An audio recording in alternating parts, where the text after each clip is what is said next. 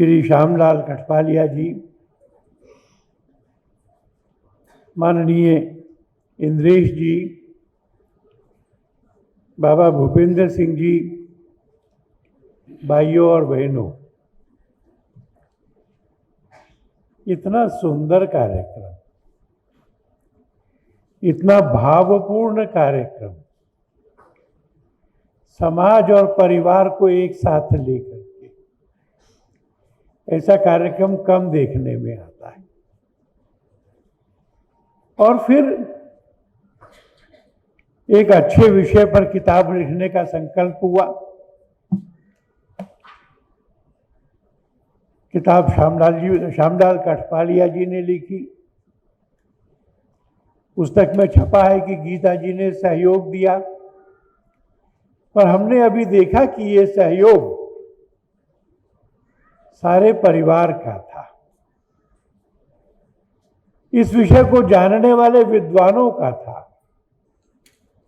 एक सामूहिक प्रयत्न था और उस सामूहिक प्रयत्न, इसका इसलिए भी सम्मान किया जाना चाहिए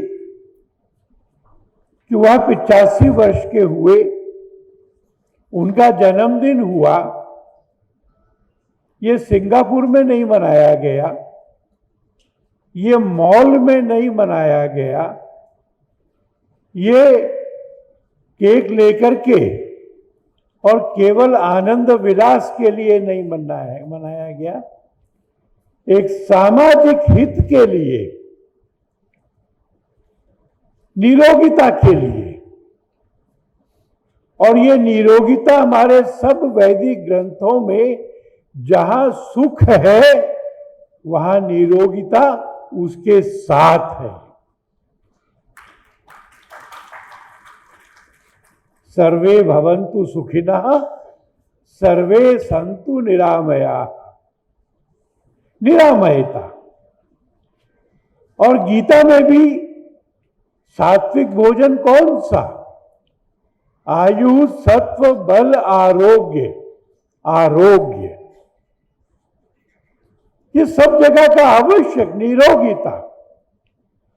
और ये निरोगिता से आगे बढ़ के शब्द है स्वस्थ, और इसका अर्थ है स्व में स्थित। स्व कौन है? मेरे अंदर, आपके अंदर, हमारे सबके शरीर के अंदर जो मैं है, जो स्व है, वो कौन है? वो ईश्वर है। और मनुष्य का लक्ष्य अपने उस ईश्वर में स्थित होने का है। इसलिए शरीर, मन, बुद्धि, यह तीनों किसी बड़े काम पर एकाग्र हो जाएं, ईश्वर का चिंतन बना रहे, मैं जो करूं वो उनकी सेवा हो, मैं जहां चलूं वो उनकी परिक्रमा हो, ऐसा स्वस्थ होने की प्रक्रिया, इसकी ओर ध्यान दिलाया है। और उनको अधिकार है। 85 वर्ष। और इस पुस्तक में एक अध्याय है, मेरी दिनचर्या। सवेरे 3:30 बजे से रात्रि के 10 बजे तक नियमबद्ध, क्रमबद्ध, सोशली यूजफुल, ऐसा जो अपने जीवन के नित्य आचरण में लाते हैं, वो उन्होंने हमको बताया। ये एक अधिकारी पुरुष की ओर से वचन आया है। और इंद्रेश जी ने कहा कि जीवन में मिशन होना चाहिए। उनके पास में एक थैला है लाल रंग का, मैं ले लूं? थैला आपका।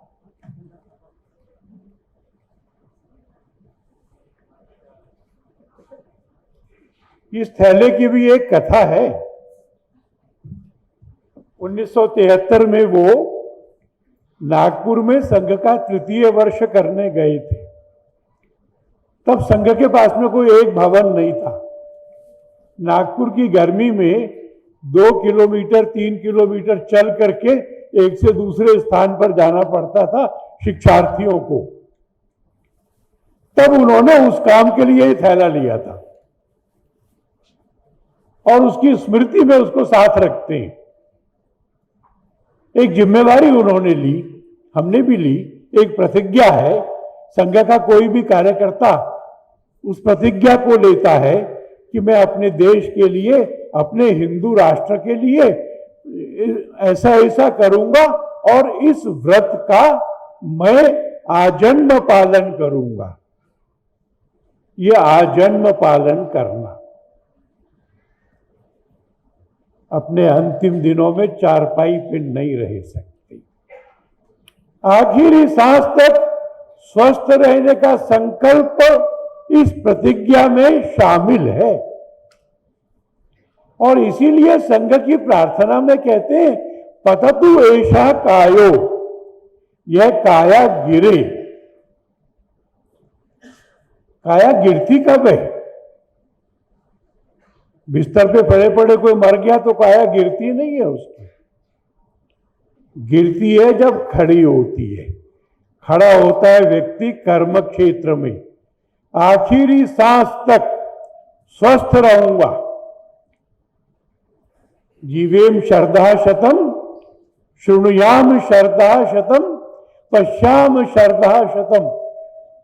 100 साल तक मैं ऐसे जीऊंगा कि आंखें देखती रहेंगी, कान सुनते रहेंगे, मुख स्वस्थ रहेगा, शरीर स्वस्थ रहेगा, मैं अधीन रहूंगा, मैं कर्मशील रहूंगा 100 वर्ष का। और गीता जी करेंगे कि नहीं? इसलिए मैं ये घोषणा कर सकता हूं कि आज से 15 साल बाद में हम उनका शतायु होने पर अभिनंदन करने के लिए पुनः इकट्ठा होंगे।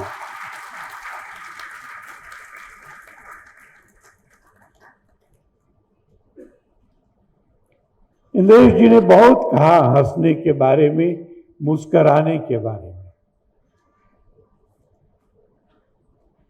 ये जो वंदे मातरम है ना, इसमें भी मां का मुस्कुराता हुआ चेहरा आता है, पर उसके साथ में एक शब्द है। केवल स्मिताम नहीं कहा है। स्मित माने मुस्कुराना, उसके पहले सु लगाया है। सुस्मिताम। मां की मुस्कुराहट कैसी है? सुंदर है, शुभ है, प्रेम करने वाली है, अभय देने वाली है, आनंद देने वाली है। किसी का मजाक उड़ाने वाली नहीं है, किसी को विद्रूप करने वाली नहीं है। वो ऐसा किसी को नहीं बताती कि तूने जो कहा था वो मूर्खता थी। ऐसा नहीं मेरी मां मुस्कुराती है। सुस्मिता। और केवल मुस्कुराना नहीं, वंदे मातरम के इस मंत्र में आखिर में फिर आता है सुहासिनी। मां हंसती है। मां का हंसना भी सुंदर है। हंसने के बहुत सारी छटाएं होती हैं। किसी भी रामलीला में जाएंगे तो कोई राक्षस जब कुछ कलुष काम करने आता है तो वो जोर जोर से हंसता है। एक दिन मेरा बेटा बहुत डरा हुआ आया कि पापा बाबा वो मैदान में बहुत सारे राक्षस आए। उसको गलती लगी थी। वो योग कर रहे थे, योग के बाद में हंसने का योग होता है, पर विद्रूप हंसी होती है जो राक्षस की होती है। उपहास उड़ाने के लिए लोग हंसते। रावण भी हंसता है हनुमान पर, ऐसा नहीं। मन से हंसना। सुहासिनी सुस्मिता। और ये कब हंसना?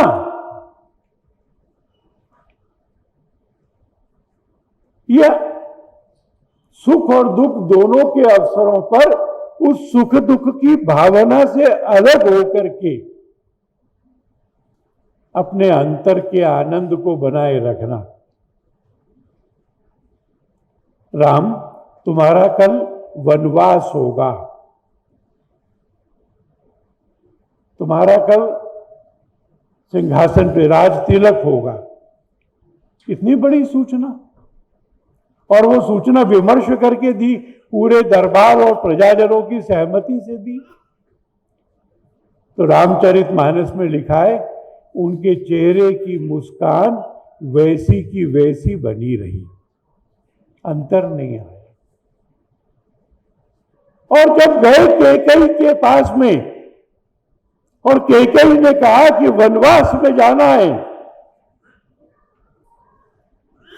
तो राम की उस मुस्कुराहट में कोई अंतर नहीं आया, एक सी। क्यों? क्योंकि वो बाह्य परिस्थितियों पे निर्भर नहीं थी, ना वो सिंहासन मिलने पे निर्भर थी और ना वो वनवास मिलने से कम हो रही थी। हमारे अंदर जो ईश्वर बैठे हैं उसका अनुभव उनको होता था। इसलिए जब विश्वामित्र ने कहा कि साथ चलना है मेरे, तो वहां लिखा है राम हंसकर चले। जब रावण को मारने के लिए जाना है तो रावण मुस्कुरा कर चले, राम मुस्कुरा कर चले, आत्मविश्वास की मैं विजय होकर आऊंगा। और जब पहले अध्याय का अर्जुन का सारा विषाद योग समाप्त हो गया और कृष्ण ने बोलना शुरू करना था, तो उस उपदेश के पहले का शब्द है प्रहसन्निव। कृष्ण मुस्कुराए। ये मुस्कुराहट चीज वाली मुस्कुराहट नहीं, अपने होठों को कानों तक खींचने की एक्सरसाइज मात्र नहीं है, ये अपने अंतर की प्रसन्नता है।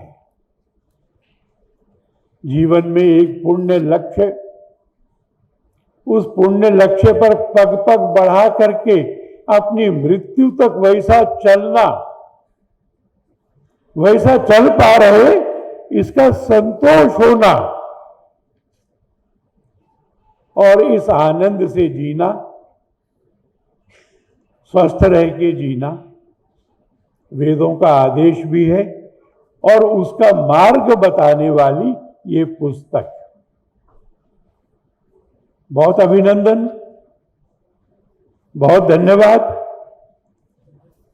जिन लोगों ने इसमें सहयोग दिया, उनका अभिनंदन, धन्यवाद। और आप सब लोग पधारे इस कार्यक्रम में, बहुत धन्यवाद, प्रणाम।